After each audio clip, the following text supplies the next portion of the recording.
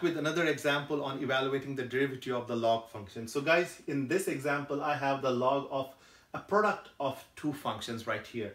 Guys, one is free to directly start using the chain rule of on the logs and the derivative of the logs and try to evaluate the derivative of this function. If you want to do that, go ahead and try doing it.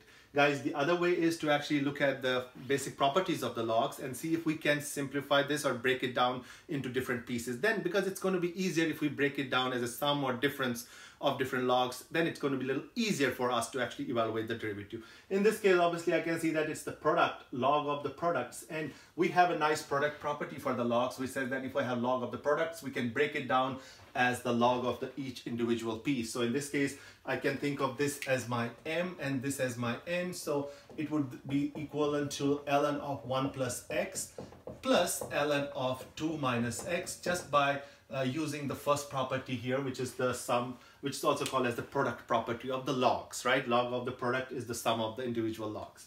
So guys, once this, we break it down into two pieces, now it's very easy for us to actually write the derivative of these functions. So it's y prime is, so derivative of this is 1 over 1 plus x. I got to multiply by the derivative of the inner. So in this case, the derivative of 1 is 0, derivative of x is 1. So it does not matter. We don't really have to write times 1. It's not going to change this function. So I'm not going to write anything. In this case, guys, it's going to be 1 over 2 minus x. But in this case, it is going to matter because now we have to write the derivative of 2, which is 0. It's not going to matter that much. That one is not going to matter. But then derivative of a negative x is negative 1. So we got to write that negative 1 here. Guys, in this case, we just had a positive 1. So I didn't really even write it because it was not going to change anything. Here we have a negative 1. So that is going to change the quantity from a positive to a negative number. So that's why we had to write that one. And now let us simplify further. It's going to be 1 over 1 plus x. And then this is going to be minus 1 over 2 minus x. Guys, we can leave it like that if you want, but in this case, I'm actually going to simplify a few more steps, right? So to simplify, what we are basically trying to do is I'm going to try to create a common denominator by multiplying this guy by 2 minus x, and then obviously I got to multiply this by 1 plus x. But if I multiply downstairs by 2 minus x, we got to multiply upstairs, the numerator, by that as well, because whatever we multiply to the denominator, we got to multiply the same thing to the numerator. We know that those basics of creating a common denominator. So here I got to multiply by 1 plus x, right? Once I did all that, now we can just write the denominator once. So it is just 1 plus x times 2 minus x, right? And then we got to combine, we can combine the numerators. Guys, I can already distribute that 1, so it's going to be 2 minus x, and then I have to distribute that negative 1 basically. So it's going to be negative 1 minus x.